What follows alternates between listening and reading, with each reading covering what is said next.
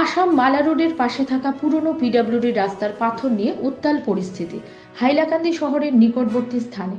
ঘটনার বিবরণে জানা যায়, গত 20 মার্চ বুধবার বাসডহর দ্বিতীয় খণ্ডে থাকা ধুনকোট জামা মসজিদের সামনে একটি অপরিচিত গাড়ি দিয়ে পেরোনো রাস্তা থেকে পাথর ওঠাতে দেখা যায়। সেখান থেকে পাথর উঠিয়ে নিয়ে যাওয়াতে আপত্তি জানান স্থানীয় জনগণ। এখান থেকে পাথর উঠিয়ে কোথায় নিয়ে যাওয়া হচ্ছে জানতে চাইলে ঘটনাস্থলে থাকা জেসিবির ড্রাইভার ও জেসিবির সাথে থাকা মানুষ উত্তপ্ত পরিস্থিতি শুরু করে স্থানীয় জনগণের সাথে। এক পর্যায়ে ঘটনাটি বৃহৎ আকার ধারণ করে।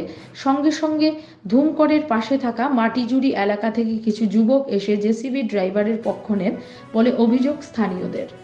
স্থানীয় মুরব্বীদের হস্তক্ষেপে পরিস্থিতি কিছুটা হলেও নিয়ন্ত্রণে আসে।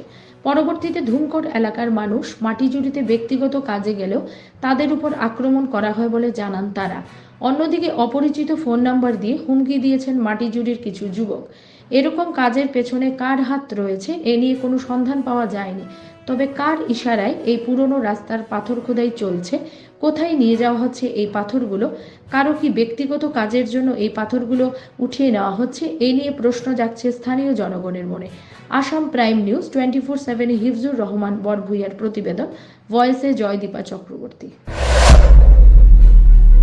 Abdul Ahad Majumdar Hailakandi district legal service অথরিটির একজন লিগ্যাল সার্ভিস মেম্বার হিসাবে ভলান্টিয়ার হিসাবে আমার এলাকায় একটা দুর্ঘটনা ঘটছে। আসামমালা রোডের পাশে আমরা অবশিষ্ট কিছু রাস্তা বাকি আসলো। এই রাস্তার ফাতরটা কে বা কাহারা বোঝা যাচ্ছে, হয়তো মাটিজুড়ির কোনো মানুষ হইতে পারে। তারা ওটা বলপূর্বকভাবে তুলিয়া নেবা ধরছে। এতে আমরা এলাকার মানুষে কিছু বাধা দিছিলা বা জানতে ইচ্ছা করছিলা যে কিতা কারণে নেওয়ার বা খরগেনের।